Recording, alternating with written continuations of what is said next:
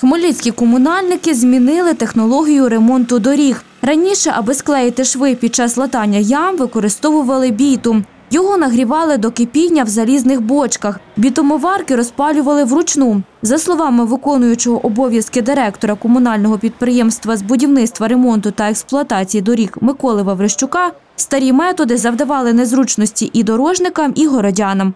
Це і викиди в повітря, коли ми особливо працюємо на вулицях міста Хмельницького, можемо побачити чорний дим, який з них йде, ми можемо побачити, що вони є гарячими, там є гарячий бітум, який нагрівається більше 100 градусів.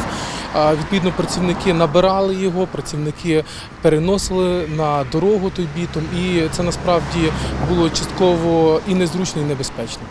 Традиційні бочки для підігріву бітуму та чайники для його розливання використовували більше 30 років. Нещодавно бітумоварки відправили на пенсію. Натомість придбали сучасні гудронатори – машини, які рівномірно розпилюють рідину через шланг. Киплячого бітуму дорожники також не наносять. Віднедавна використовують бітумну емульсію. За своїми характеристиками вона не гірша, а то й навіть краща за бітум, наголошує Микола Ваврищук.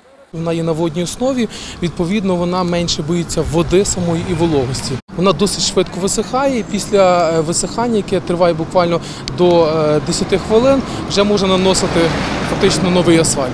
Крім того, бітумну емульсію не потрібно підігрівати. Характерного запаху вона не має. Для ремонту більших ям комунальники використовують гудронатори. Позаяк вони добряче економлять час. На менших клаптях дороги розпилюють бітумну емульсію вручну. У гудронаторів наразі придбали 2. Вартість одного – 60 тисяч гривень.